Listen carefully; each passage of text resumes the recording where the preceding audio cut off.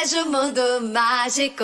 Aqui é o seu lugar. E aí, galera do primeiro ano do ensino médio do Colégio Mundo Mágico, tudo bem com vocês? Vocês já sabem, sou o professor Murilo, estou aqui para trabalhar com vocês história.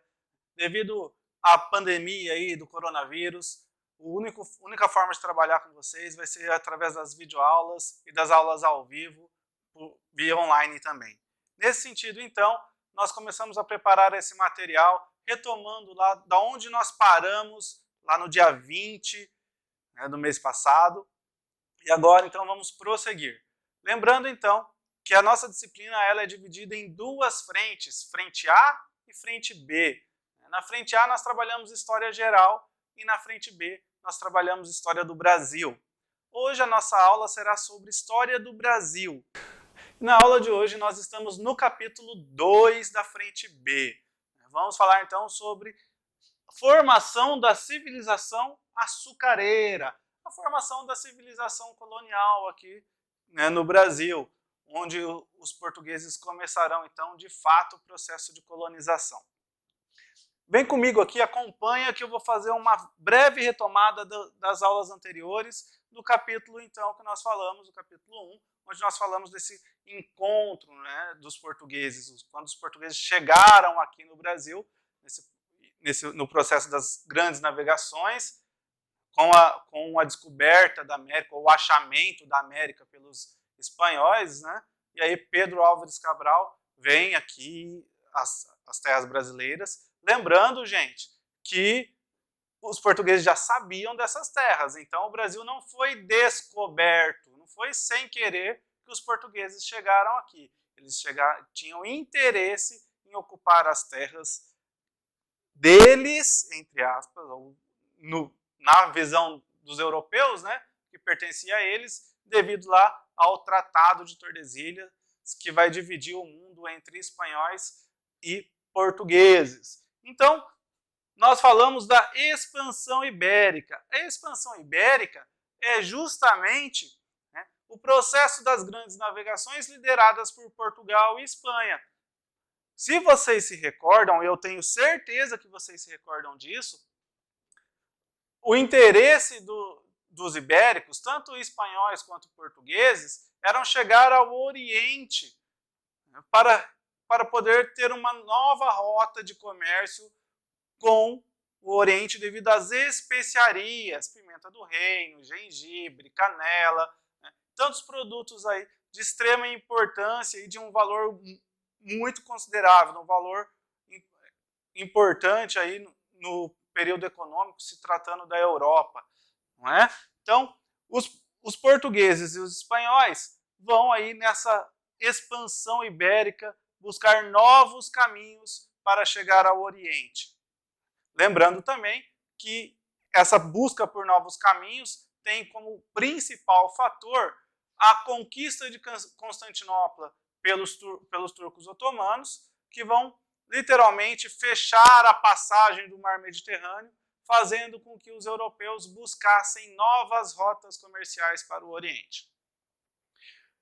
Aí, na continuidade desse processo, nós falamos do período pré-colonial, que é quando Pedro Álvares Cabral chega em solo brasileiro, lá no ano de 1500, que é uma datação simbólica.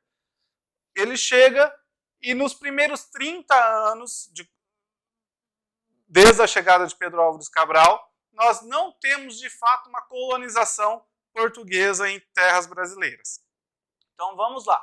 Entre 1500 e 1530, eu chamo esse período de período pré-colonial. Por que eu chamo esse período de período pré-colonial? Porque o conceito de colonização está ligado à ocupação da terra. Como os portugueses não se estabeleceram de fato em terras brasileiras nesse período, ou seja, não formaram um governo organizado, não vieram em massa, a população em massa, para ocupar o território, para explorar o território ou para morar aqui, Então, nesse sentido, o que vai acontecer? Não temos de fato uma colonização.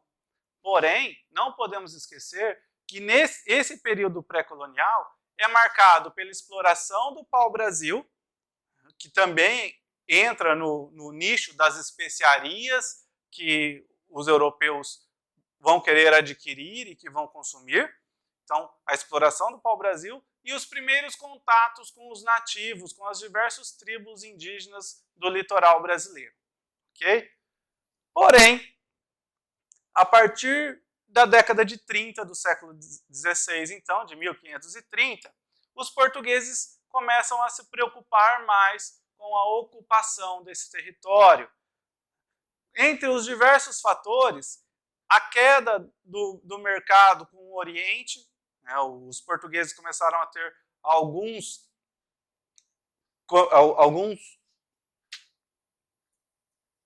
fugiu a palavra. Os portugueses começaram a ter alguns rivais econômicos em se tratando de mercado dessas especiarias, e por conta disso, os portugueses vão olhar mais para a sua colônia aqui na América. Outro fator que faz com que os portugueses olhem e se preocupem mais em ocupar as terras brasileiras é o fato dos espanhóis terem encontrado ouro e prata na região de Potosí, no Peru, ok? E um terceiro fator é que, nesse processo, franceses, ingleses e holandeses também tinham interesses nessas terras, e aí, principalmente os franceses e os holandeses, eles tinham a prática de pirataria no litoral brasileiro, inclusive formando pequenas colônias, criando contato com tribos indígenas, né, e se estabelecendo em território que, então, segundo o Tratado de Tordesilhas, pertenceria aos portugueses. E por que isso acontecia? Porque para a terra, de fato, pertencer a alguém nesse momento, era necessário que a terra estivesse ocupada. Então, a partir de 1530, os portugueses vão se preocupar em ocupar o território brasileiro. Essa ocupação se dará primeiramente por Martim Afonso de Souza, que, enviado pelo rei português, ele vai fazer um reconhecimento do território brasileiro, né, e do território português, ali, que hoje nós chamamos de Brasil, e, a partir disso, o rei português vai dividir essas terras em capitanias hereditárias. Então, galera, o que são as capitanias hereditárias? Acompanhe aqui comigo. Quando eu falo em capitanias hereditárias, eu estou falando de uma divisão territorial e administrativa que foi feita pelo rei português e cedida para particulares. Por que o rei fez isso? Por que o rei cedeu território colonial para particulares colonizarem? Qual que era a ideia do rei? Vamos lá. Na expedição que eu citei para vocês, que vai dar início a esse processo, que é a expedição do Martim Afonso de Souza, essa primeira expedição foi financiada pela coroa, pelo rei.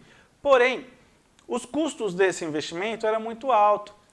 E para a coroa portuguesa financiar todo o processo de colonização do território, seria muito prejuízo para Portugal. E por que teria muito prejuízo? Porque seria prejudicial.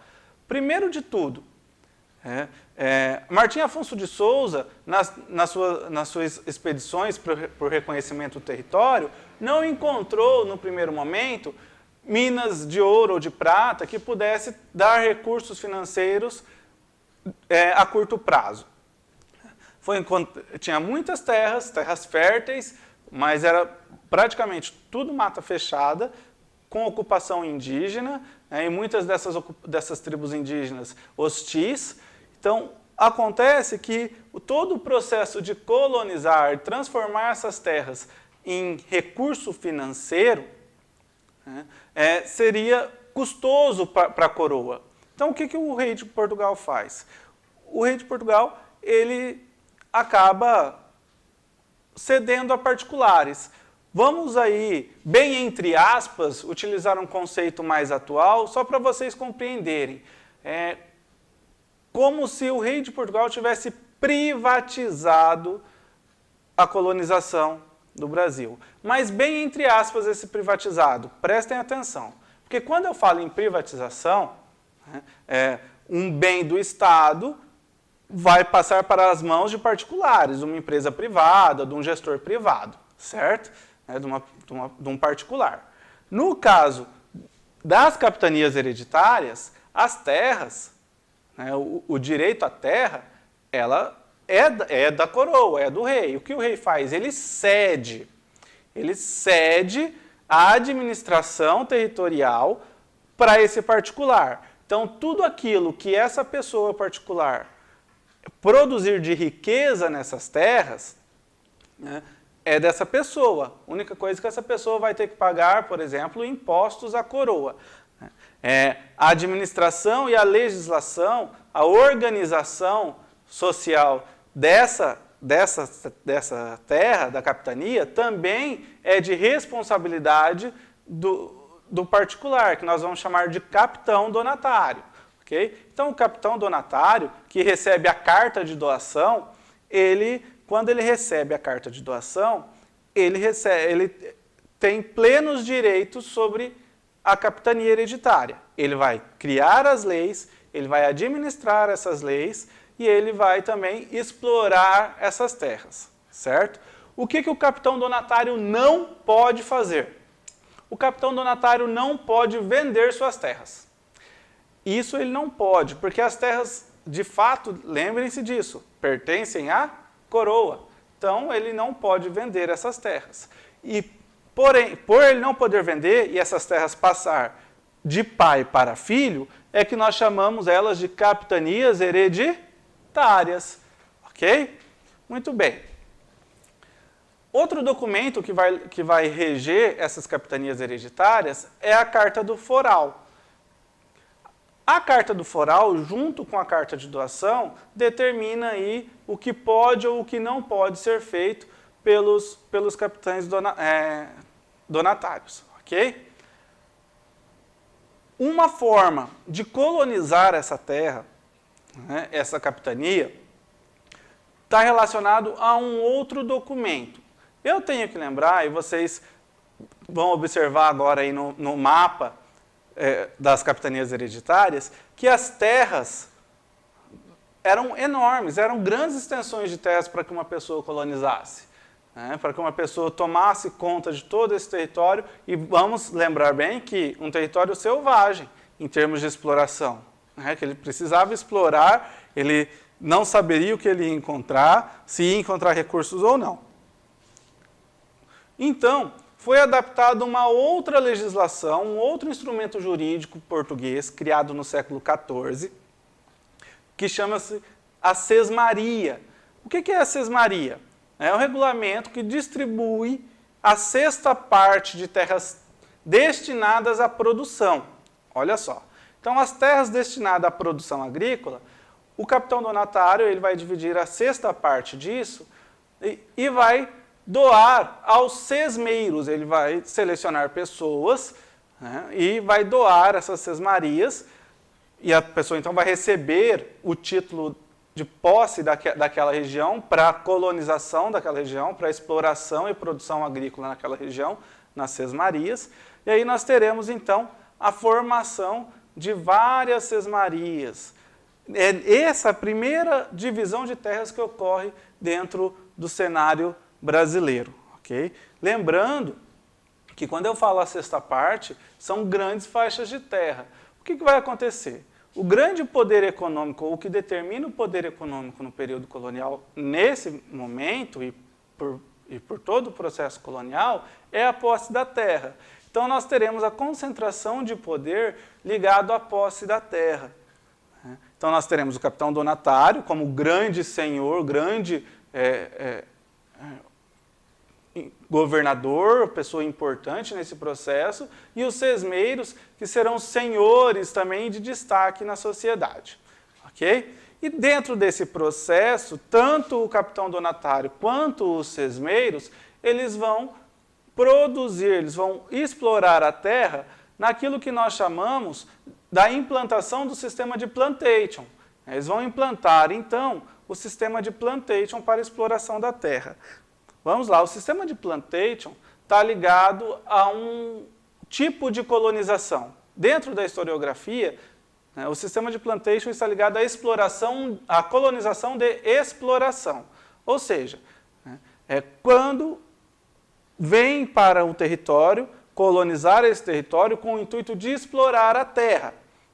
E o sistema de plantation ele tem algumas características, que é o grande latifúndio, então grandes porções de terras, aí caracterizado nas sesmarias, certo?